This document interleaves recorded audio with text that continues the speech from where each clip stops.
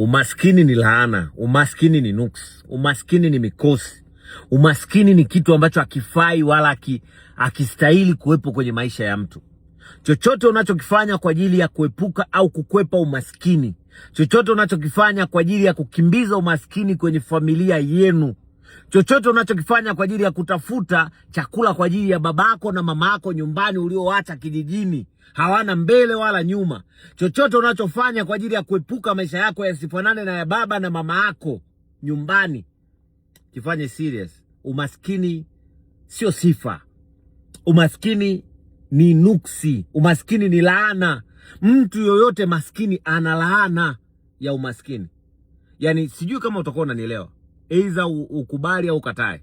Lakini kama wewe ni maskini, umezaliwa kwenye familia ya kimaskini, babu yako alikuwa maskini, babu yako ameleta laana kwenye ukoo na familia yenu, ndio maana wewe unaishi kwenye laana ya wazazi wako. Mimi unaponiona hapa sasa hivi, baba yangu mzazi au mama yangu mzazi hana chochote cha kunishauri kwenye maisha yangu. Watu wengi mnaweza mkawa hamnielewi au mnahisi labda nina kejeli au vipi. Hapana. Kwa nini nimezungumzia hivyo? Nimezungumzia hivyo kwa uchungu ili muelewe. Iko hivi.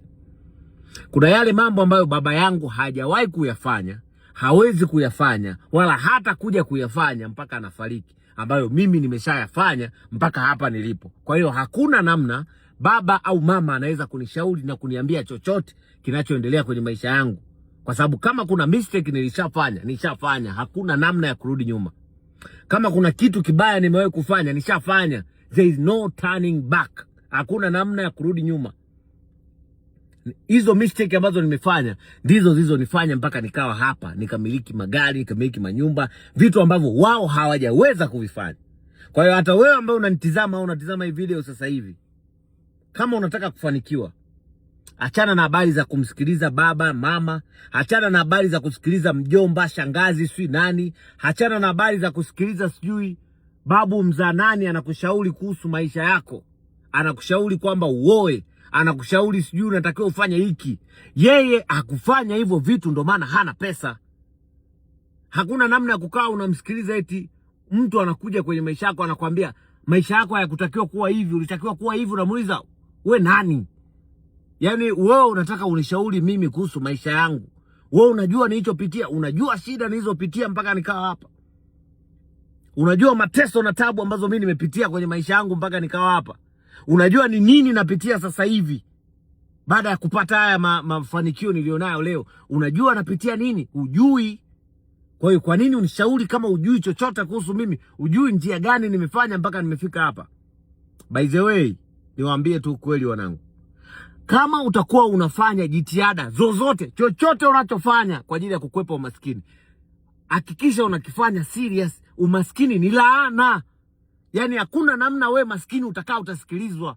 Yani wewe ambaye unatizama hii video, wewe ni maskini, huna lolote, huna chochote cha kuniambia mimi. Unaniambia nini? Mimi na kila kitu, nimekuzidi mpaka dhambi. Yani tukikaa hivi labda Mungu ametuita pale mbele atuhukumu. Mimi nina dhambi nyingi kukuzidi wewe, nimekuzidi mpaka dhambi. So utaniambia nini? Huna cha kuniambia. Kama utakuwa huna cha kuniambia, basi huwezi kunishauri hata chochote. Kwa hiyo kwa nini nakwambia hivi? Wewe ambaye unatizama hii video, huenda baba yako au mama yako labda wanafanya biashara labda ya kuuza matunda, sio? Kwenye maisha yao yote wameshindwa kujenga manyumba ya kifahari. Kipindi ambacho wenzao walikuwa wananunua miji Kariakoo, wao walikuwepo, hawakununua wala hawakufanya yale mambo ambayo watu walionunua miji Kariakoo walifanya. Wakati wenzao wananunua miji Oyster Bay kule Masaki, wao walikuwepo, hawakununua hiyo miji huko. Lakini leo wanakuja kukushauri. Wanakushauri nini? Kwa hiyo ukiwa kijana ambaye unatamani kubadilisha maisha yako, zama za zamani za wazee zishakwisha. Watu wengi wanasema Biblia inasema umsikilize baba na mama yako, si ufanyaje. Huo wote ni yani Biblia kuna muda imeleta vitu vya kukubrain wash, ukae uwe mtu tegemezi. Nisikilize wewe. Kama kuna kijana unasikiliza unatizama hii video, nisikilize, acha upumbavu. Sikiliza kichwa chako. Vision na maono ambayo umepewa wewe, ndo wewe peke yako umepewa. Hakuna mtu mwingine kama wewe kwenye hii dunia. Kwa hiyo wewe unatakiwa ulete hayo mawazo ulionayo kichwani, uyalete kwenye dunia ya kawaida, uweze kubadilisha maisha yako na maisha ya watu wanaokuzunguka. Ukiendelea kukaa kumsikiliza baba na mama yako, ukamsikiliza sijui mwalimu wako ambaye naye alishafeli shule, ukamsikiliza sijui nani, bro, huta make it in kwenye haya maisha. Ukitaka kufanikiwa kwenye haya maisha, hakikisha unasikiliza kwanza ubongo wako. Ubongo wako unakuambia nini ufanye. Fanya. Na kama kuna chochote unakiwaza sasa hivi kukifanya, kifanye leo sasa hivi. Kwa sababu kile ambacho unakiwaza kukifanya sasa hivi, unasema utafanya kesho. Kesho haifiki. Kesho kutakuwa kuna kesho na kesho kutwa. Kila siku utakuwa unasema nitafanya kesho, nitafanya kesho, nitafanya kesho. Kesho haifiki.